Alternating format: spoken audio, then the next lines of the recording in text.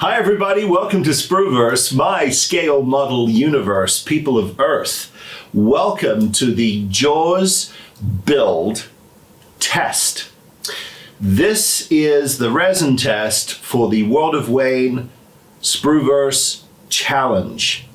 And as you all know, if you've been following along, we've been giving you updates not only on our channels, but also on Instagram. I'm at Spruverse and Wayne is at World of Wayne Official. And this is a very important part of the build. I have to tell you, I'm incredibly nervous. Let's dive in and tell you exactly what I'm doing. First of all, as you all know, we're going to encase this moment in the movie from the 1975 Jaws movie starring Roy Scheider, Richard Dreyfuss, and Robert Shaw. And in the scene that we are creating, Hooper, played by Richard Dreyfuss, is placed into a shark tank, dropped into the water. And he is about to attempt to kill this shark with a shark dart, a highly lethal shark dart. And as we know, this moment in the movie is pivotal because everything goes wrong. The shark attacks, he drops his dart, he manages to escape a full-on frontal assault from this shark and is able to swim to the bottom of the ocean, which we estimate to be about 15 feet in reality. And there he stays until the end of the movie. But obviously Robert Shaw and Roy Scheider think he's dead. That's the scene. Here we are. This is the resin test. Why a resin test? Because I've never poured resin before. And I have to tell you, I am petrified, but I'm also excited because I don't know what's going to happen. Let me tell you what I have.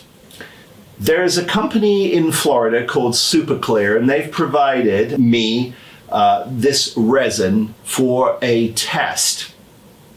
And the idea is that we are going to find out whether or not the exothermic reaction is going to be safe enough and the pour is going to be slow enough to not melt the vinyl model. What I have here is a small glass dish.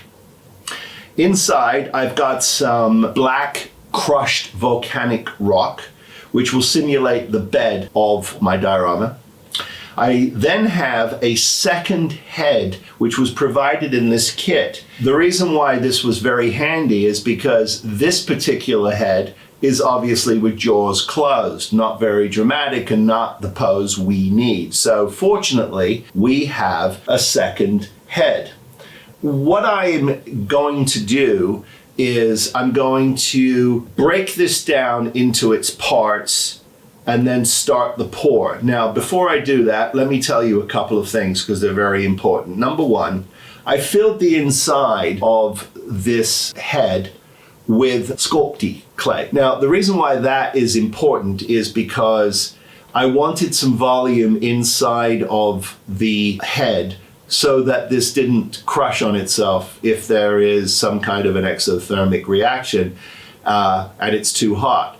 The genius about the Sculpey is you put it in a 140 degree oven and you bake it for 15 minutes and it becomes rock hard. So what I'm hoping is that as the resin heats up around the clay, if there isn't any exothermic reaction over 90 degrees or so, this will start to cure harden and it won't allow the head to collapse. And so that's a good thing.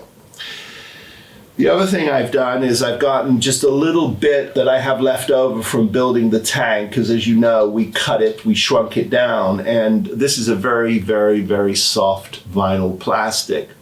And what I realized when I was actually bending the bars with a little bit of heat, this went off very, very quickly. So I'm going to put a little bit of this in his mouth, and that will allow me to see whether or not we get any kind of a reaction as we go along. I'm going to deconstruct what I have here. And the reason why I'm doing that is because for the actual model itself, when I build it, I'm going to build a foam ocean bed. And I will cover that in plaster of Paris, and I will finish it with various sands and plants, so it'll be solid. And then that will drop into the tank, and then we'll do the pour on top of that. Otherwise, everything is just going to float to the surface. What I'm hoping is going to happen here, and what I've been told to do by the manufacturer of this resin, is to pour a little bit of my initial pour into the base of this tank. Then I'm free to put my sand granules or my crushed rock inside. And then I will gently put in the shark and lower that into place, and off we'll go. Now, the only other thing I want to tell you is you can see on the side of this tank here that I've actually marked 1/4 inch increments.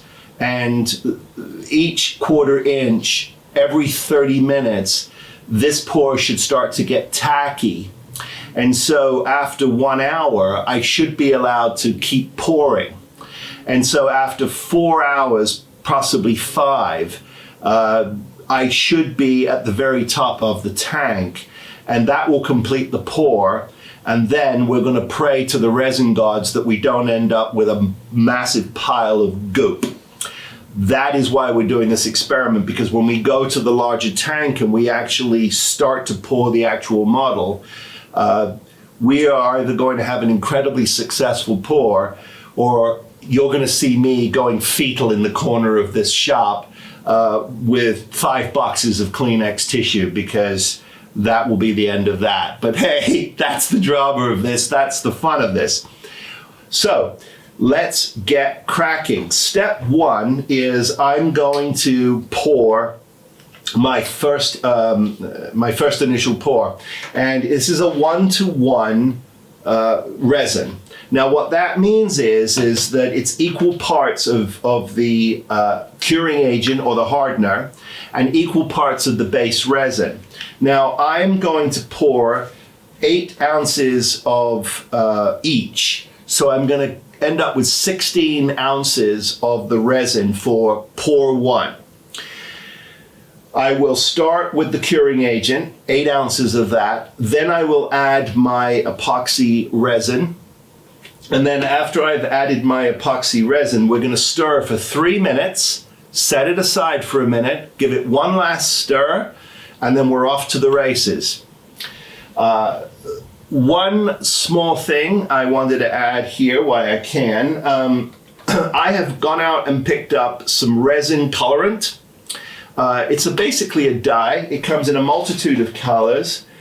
I'm going with this green. I'm going to put just a little drop in it. It's like food coloring, really. If you put too much in, it goes crazy. I just want a little hint of green, because I think my ocean water is going to be a green color. That's what I'm thinking, and we'll find out in this test. But just a little drop's going to go in with that.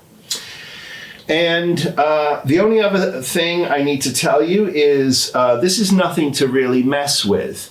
We are in a very air-conditioned room here, so the ambient temperature inside is 70 degrees. The outside temperature today is approximately 88, 89, and we are in a darkened space, so we have no concerns with this particular type of resin being affected by sunlight. So the other issue here, of course, is safety. We are in a well-ventilated room, and I am going to be using gloves for the whole thing. You don't really want to mess with this. It's no different than really if you have a resin 3D printer. You want to take precautions to make sure that you're not handling resin. That's really important.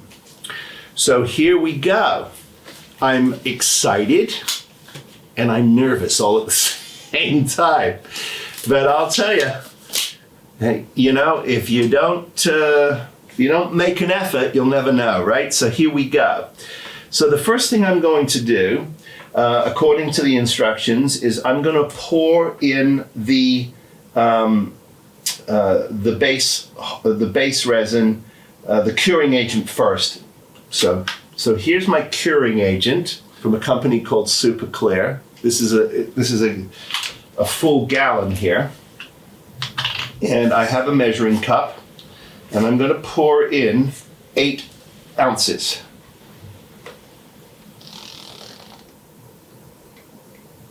So now I know that's sort of off camera, and I apologize, but there you go. Now I'm going to pour in the actual base resin itself, and I'm going to pour that up to the 16 mark. Here it goes. This is quite viscous, so it's interesting. Here it goes. We're almost at 16. I'm going to go just a hair past. There. Perfect. So, wow, this is very, very, very viscous. Okay. So, my resin is in. I'm on the clock. I'm now going to take just, let's make sure this is, cut this open. Oh, good job I did that. Now, I'm going to put in 1 drop. 2 drops, that's it. 2 drops. Doesn't take much. And here we go. I am stirring away here, stirring away. Now, I have to stir for 3 minutes. 3 minutes. So that's what we'll do. And I'll get myself on the clock here. It is 12:39. 12:39, 12:41. Okay, so now the other thing that's really interesting about this test is I am using something for very short batch pours. This is not the deep pour resin. That's coming. I've ordered 12 gallons of it, if you can believe that.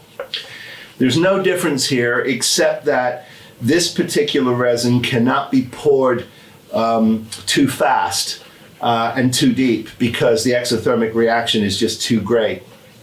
So I'm figuring this is the worst case scenario. What's coming is a much slower, cooler pour, and that'll be the best case scenario. So if this works, I know that will work fine.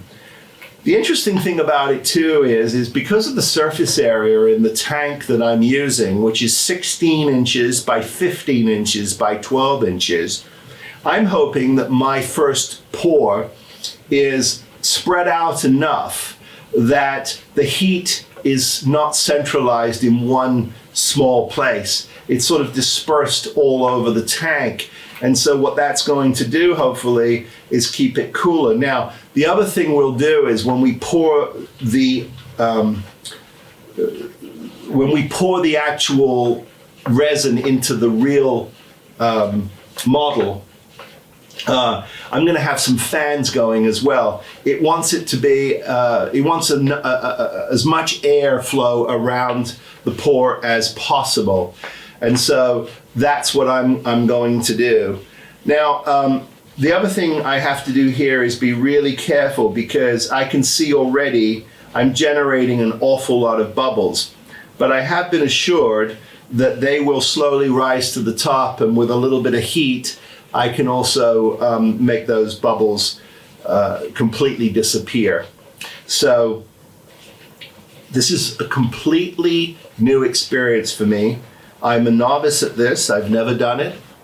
I don't claim to be a professional, but hey, look at the time here. Okay, that is 3 minutes. So I'm going to let this sit per the instructions for 1 minute.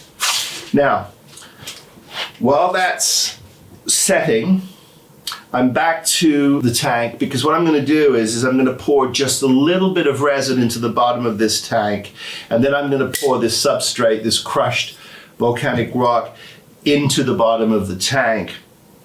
And I'm hoping that because it's such a small surface area, it's not going to float away on me, that it'll actually just settle, and I'll leave that for just a minute or two, and then we will place our bust into the center, and off we go.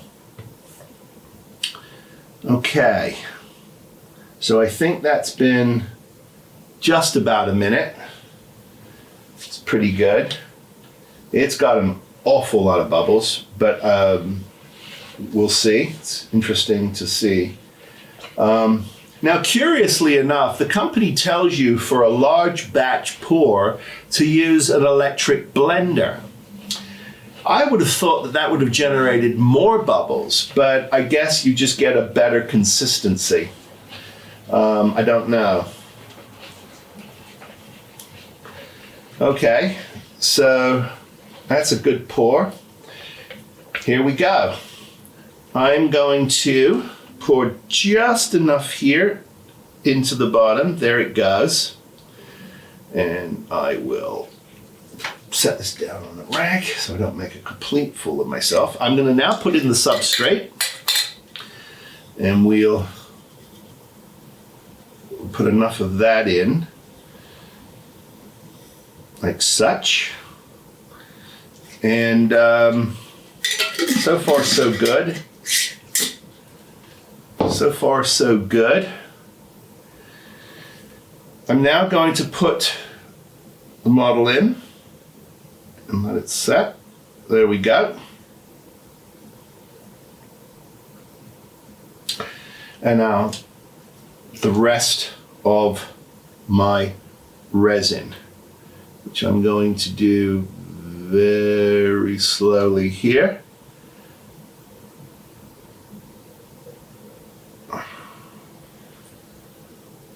There we go. Okay. And that appears to be 1/4 of an inch.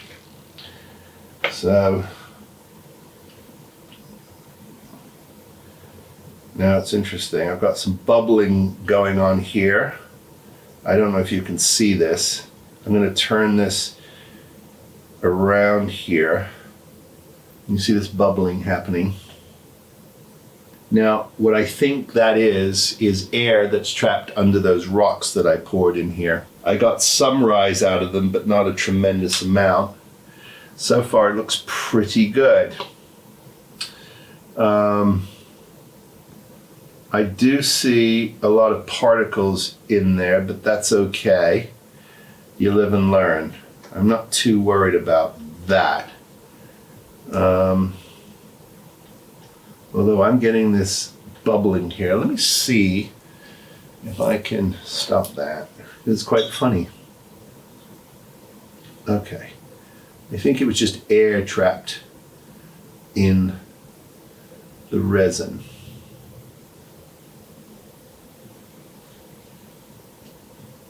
Pretty sure that's what it was. Okay, that looks pretty good. Okay, and there we go. Just wipe that off.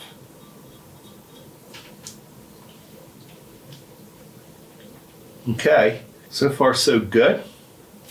Okay, it is now 12:46 in Southern California during the day, 12:46.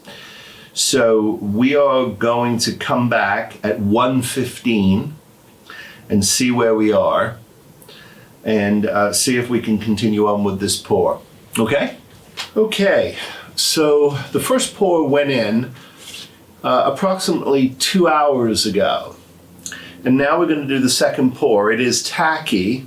Now, I don't have any superheat conductivity here. I'm feeling a little bit of warmth, but I'm not feeling an awful lot of heat. So, so far, so good. I'm gonna put in the Second pour now. Here we go.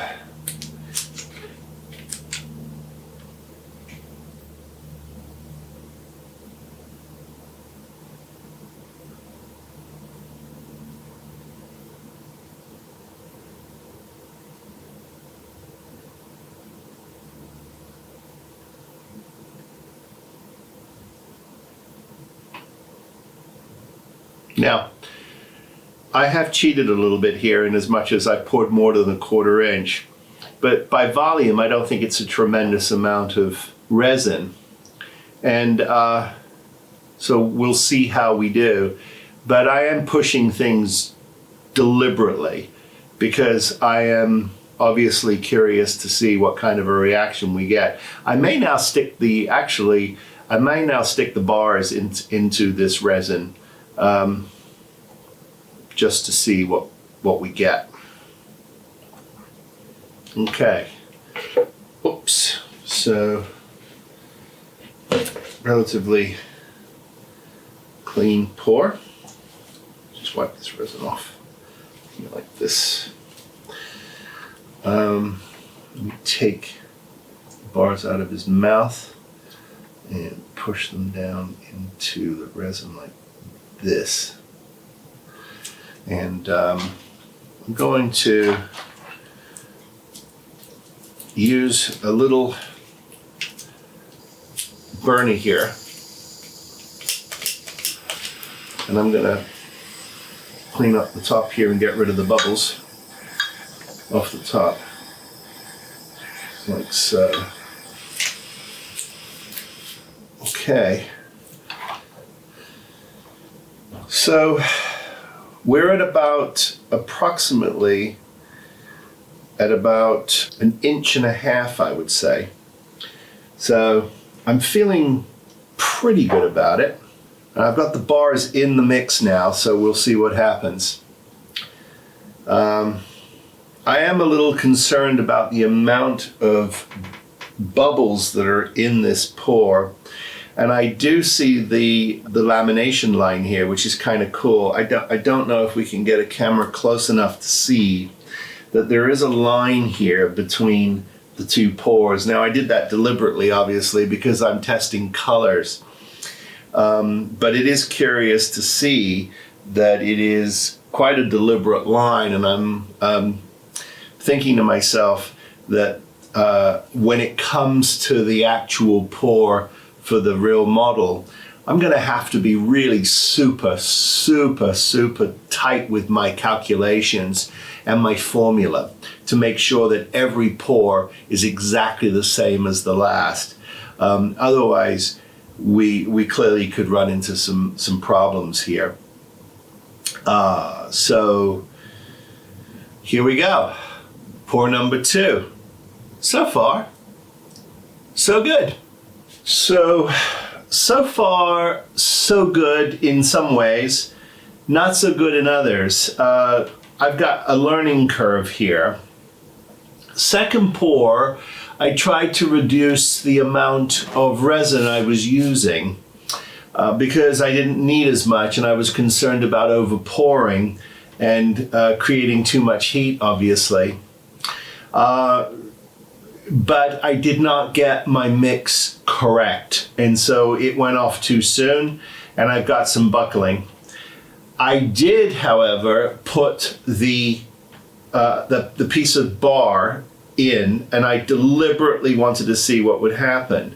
As you can see, I did get a mixed reaction. I got a little bit of buckling, but not terrible. I don't think my thermic reaction is going to be that bad in the larger tank because my pours are going to be a lot slower.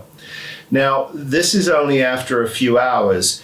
One of my biggest concerns, and I think you can see it here, is all of the bubbles in the water. I was not able to mix those out. And you can see here, I had some collapsing. So I'm not sure what that's all about. I'm going to have to do, some thinking about that. But Bruce itself has not been bothered by the pour. but I definitely got some shrinkage and some buckling. So I'm going to go ahead here and I'm going to pour the next one. Okay. So that is the first stir. I'm going to give that a second. And then we will pour this. Now the first pour I made did not tighten up the way the second pour did. I'm going to chalk it up to a pour mix. And you could be sure that when I go to do the pour for the actual event, and this is just a test, I'm learning, I'm going to have lots of clean buckets. I'm going to pour the resin from one clean bucket to another clean bucket just to get that final mix going and follow the directions to the T. And again, chemistry here is everything, and this mix is critical. But I am going to do a little more research about why there's so many micro bubbles in this. They just simply didn't disappear. So I'm gonna have to figure that out. Okay, here we go on the final pour. Let's see here how we do.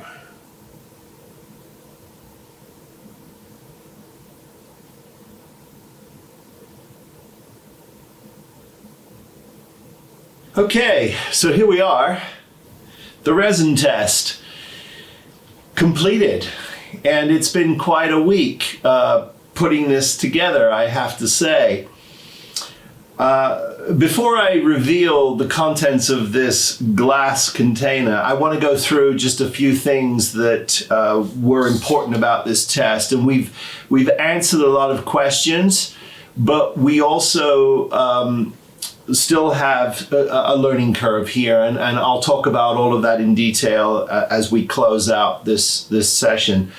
So, from the very beginning, the concern was whether or not the vinyl plastic that this kit was made of was capable of withstanding the being put in resin, any kind of resin. As we've been talking about, not just on this channel, but on World of Wayne, on his Thursday live chats, that the exothermic reaction from resins can get incredibly hot. If it's concentrated, it can be really, really hot. That's one of the reasons why I wanted to put it in the smallest box possible, because I wanted the worst to happen. I wanted to know what my outside limits were, and I was not going to get those in anything larger because the resin would be able to disperse and cool down. But anyway, we've answered that question, and we'll answer that completely tonight. The other thing I was concerned about was I wanted to put some kind of coloring in the water, but I wasn't sure what that would do to clarity. I have decided to go with a resin dye. This particular resin dye is from a company called Limino. This is readily available online. And there's 1,000 versions of this I've discovered, but the color I was using was this kiwi lime, because interestingly enough, in the movie, the colorist chose these greens over blues. If you really look at a 4K image of the screen, at least that's what my eye is seeing. But interestingly enough, everybody's eyes are different. But given the fact that this was the Atlantic Ocean, it was Martha's Vineyard, that water tends not to be blue, it tends to be green. And obviously, interestingly enough, as we know, the sky above can change your perception of what the color of the surface of the water looks like. But when you get beneath seawater, salt water, it changes based on landscape, whether you have a rocky, dense base, ocean floor, or whether you have light, bright sand and the sun is hitting it and making it this perfect azure blue as you see in tropics and South Pacific. But anyway, I'm going to my grave believing that it should be in the greens. That's where I'm going. But I also learned that a little drop goes a long, long way. Now, the only other thing I want to say is I've tested various types of preparing the resin, and what I'll say to you is the conclusion that I have come to is that resin has to be stirred very carefully, very slowly. The pour has to be very slow and very measured.